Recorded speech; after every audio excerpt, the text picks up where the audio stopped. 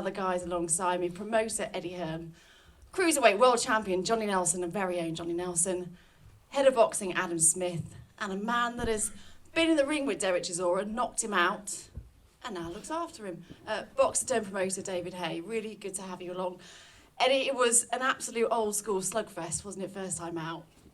The fight itself was amazing, but the press conference as well, that had a little bit of spice as well. Yeah, that wasn't amazing. I think I'm all right.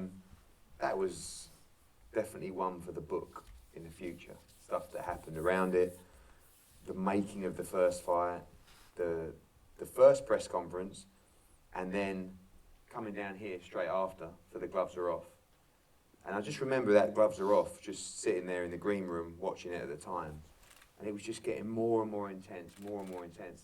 And I think I was thinking to myself, I can't believe we've never had any trouble at one of these gloves are off. And literally, next thing, the water's gone on, the glass has gone in, people were rolling around on the floor. And I just remember leaving the green room and running down the corridor to the studio. But as I was running, I was thinking, what are you going to do when you get there? Absolutely nothing at all. And I just opened the door and it was like a whirlwind. You know, Johnny was in the middle. And, you know, it wasn't great for boxing. You know, there's a lot of criticism about the first fight. Then we had the infamous press conference where me and Adam looked like we were dancing to some kind of, 1990s rave tunes when Chisora was throwing the table at the press conference. And again, we nearly lost that fight. On the Thursday, we were called before the British Boxing Board of Control. And I think by one vote, they decided to let the fight go ahead. And it could have been all very different. You know, we could have missed out on a heavyweight classic. We could have missed out on number 2. But the makings of this fight is very strange because for a year we tried to make this fight and the egos wouldn't allow it. You know, Chisora felt like he won the first fight. Dillian Whyte started improving, then Chisora lost. And it was only really that night in July where both fighters had their career best victories that made this possible again. And, you know, I didn't think it was going to get over the line. And, you know, when people talk about David, I think without David, actually, this fight probably wouldn't have got made because he had enough sense to say, no, guys, this is the fight. This is the fight for both of you. This is the fight for the fans. This is the fight for Sky. And now we're here to go again. And I think we're going to get exactly the same fight. Two guys that are going to try and break each other. You know, not just their chins, but their hearts and their attrition to try and be the victor. You only had 10 minutes to talk at the top. Sorry, yeah, I did go on a bit. Johnny, there's no secret that the two of them dislike each other. They don't like each other at all. Why is that, do you think? I think these guys are very, very similar. That's simple as that. I think they don't like hearing it. I got an experience of that in the last gloves are off. Mentioning that is like just punching them both in the eye. They got, excuse my French, pissed off in saying that. But they're very similar. They both wear their heart on their sleeves. They both are very emotional individuals. I think they're both grown up massively from the last fight. I also think that looking at the shape of Dillian, looking at the shape of Derek, he actually looks in better shape then in preparation for this fight. I don't think it's going to be the same fight. I think this fight is going to be explosive from the off. But both fighters are very mature. They've got to try to hold them down a little bit until they get in the ring. But this fight is going to be mad. Just how much do you enjoy doing those gloves are off? It's all right for Adam and Eddie and everybody else sat in the back room whispering in my ear, saying, ask him this, ask him that. And I've got to pretend to ignore certain things they say. And when it kicks off, it kicks off. You guys, the stuff that's left on the cutting room floor, you've no idea. And they should make a great little movie about that when we're like 50 or 60 years on. But they are very exciting. I think they're very exciting. I think it says so much. Boxing's the only game that you can't play at. You can't pretend. And if you're faking something like that, the gloves are off tells us, and it gives you a lot of insight on both individuals. You've got some cool guys.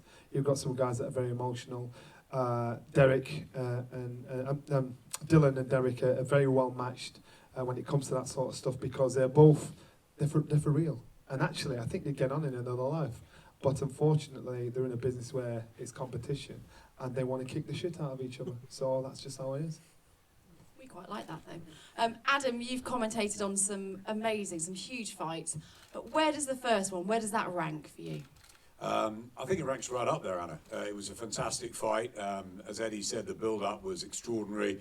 the table throwing, the stuff that happened here, but fundamentally, they earned so much respect from what actually happened in the ring. I agree and disagree with Johnny because I thought it was explosive last time, and I think it'll be even more explosive this time with Derek training under David and his guys like Ruben Tavares. I think Derek's going to be in phenomenal shape this time. So, listen, it was a great fight. We love rematches. We love heavyweight boxing. Heavyweight boxing is, of course, hugely in the news at the moment with AJ and with Deontay Wilder and Tyson Fury. And these guys, you know, the winner of this can go on to massive fights in 2019. But the first one as a pure heavyweight spectacle, one of the great ones we've had on Sky over the years. It was nip and tuck all the way. Some people felt Dillian won it, some people felt Derek won it, and I can't see the second one being anything but as exciting. I think we know how Derek Chisora fights, we know what he's going to do, and I think what happened in July with Dillian getting his best career win over Joe Parker and Derek coming back from the brink against Carlos Takam. He'd taken so much punishment for so long, but to find the shots that, you know, that really gave him this golden ticket back into the heavyweight world. Now he's got David. What a great story that is after their history. I think it's all set up. We love narrative in boxing, and this is perfect. It's going to be a great pre-Christmas cracker on Saturday week. David, you said to me outside before that Derek Chisora, he's in the form of his life. He's looking great. How much are you looking forward to the second one? A lot. I like what Derek's. I like his mindset. The fact that he put all prior beef and animosity and ego aside to come and say, Dave, you know, could you help me get the win in this fight? For me, you know, that showed that he's willing to do whatever it takes, because I would never have thought up until that point he'd do that. But he's working harder than he's ever worked before. You know, I was speaking to Don Charles, who's coached him for many years, and he said he's never seen him this fit. He said he's never got him training in the gym, lives in the hotel, he's just back and forth, eating, sleeping, training. That's never been the case. He's normally going to this restaurant here with his buddies here, and he's flying here, he's in the club here. He's cut all of that out now, and he's living like a real professional should, you know, real cheering, but he should always been doing this in the past, but he's had the success he's had over the years, living the way he's been living. Now that he's living as a true professional, I feel we'll see the best of Derek. You know, even when he fought me, someone said he was in a restaurant that same day and he was late to the fight because he was in Scots, I think. I'm like, what's up with this guy? These are real, genuine stories.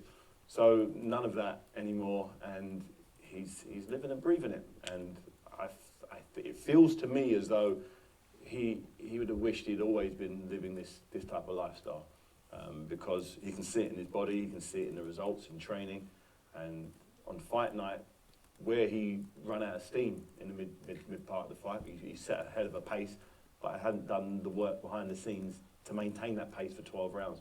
You can't have a 12-round slugfest if you haven't really paid the price in training. To fight how he set about the fight, you need to be in tremendous condition, and he wasn't back then. He was in good, fair British European level condition. But for this fight against this version of Dillian Whyte, who's not only had got the nod on him 2 years ago, but who's, you know, heavily put down Joseph Parker, who had probably arguably one of the best chins in heavyweight boxing at the time. Granite chin, never dropped in sparring or in a boxing match. He put him down heavy with that left hook. You know, he hurt AJ terribly when they fought with that big same left hook. He knocked Lucas. I think he's still asleep now. Lucas Brown. The shot that he put out. This is what Dillian Whyte's now bringing to the table. So, if there was ever a time for Derek to put his socks up and give it 100% in training, it's now. And fortunately, he got that memo. And both fighters, in my opinion, have both improved. Dillian has done it publicly. Derek has done it privately, behind the scenes. If Derek can perform when the lights are on, when the cameras are rolling, like he's been performing behind closed doors, we've got ourselves another classic. Eddie, how much are rivalries like this one a promoter's dream? Yeah, they are. Sometimes, like, the first fight wasn't overly pleasant. You know, you still get people who think that table was made out of polystyrene and it was all like a setup. It's unbelievable. And, you know, Chisora is one of those guys where it just happens like that. You know, Dillian's different. Dillian is always ready to go. You know, but Derek's just like, can be the nicest man in the world, and he is the nicest man in the world. Just something, it can be a word. You know, at the press conference we were saying, for this fight, you know, Dillian just said to him, listen, I feel sorry for your family. And it was just like, I just looked in the eyes and I went, oh no. And he just sort of said, what are you talking about my family? I thought, oh. And that's him, he's a fighter. You know, the difference is, when Derek is on it and when he wants it, he's a tough man. When he went to Monaco and he fought Kayabel, he couldn't give a monkeys. He just turned up. He was going through the motions. We often say, don't we, which Chisora's going to turn Yeah, up. but in this environment, on a pay-per-view card, at a sold-out O2 arena, there's only one kind of Chisora turns up, because he did it against Takam. You know, he was fighting for his career against Carlos Takam. I didn't give him much chance in that fight, and after 2 or 3 rounds, I was thinking, this is the end of Derek Chisora. He soaked it up and he knocked Takam out. No, you know, hardly anyone does that. You know, no one had Takam in as much trouble as Chisora. I mean, Povetkin had him hurt in the fight, but you know, Takam's a tough man, and Chisora fought it out. When he fancies it and when he's on it, he's very hard to break. And you know, I think under David and just the animosity in this fight and just the pride in this fight will mean that he will be on it. And Dillian Whyte will have to break Derek Chisora in the fight, and I believe he'll do it. You know, and Derek will be pushing to break Dillian Whyte. Maybe he can do it, but I'll leave that to my esteemed colleague. Well, shall we remind ourselves of that first fight? Let's do that. Enjoy Bad Blood.